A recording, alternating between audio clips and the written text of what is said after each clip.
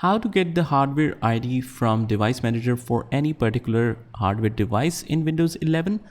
Hi everyone, my name is Saad and in this video we are going to see the unique ID and how we can identify it and get that for any kind of hardware that you have installed or that's already built in. So let's jump right in. Now what we need to do is just open up the start menu. It's right here. And we click on search, just write device manager, click on the control panel device manager. And after that, you need to navigate through any kind of device driver that you need the ID for. For example, this one, just double click here and we click on details here, device description, it's right here, but we wanna get the hardware ID, right?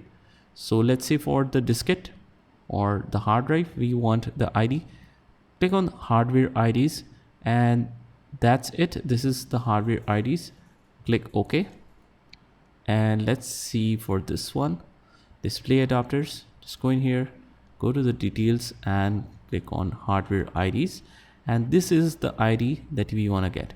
You can just directly copy that and use it wherever you want.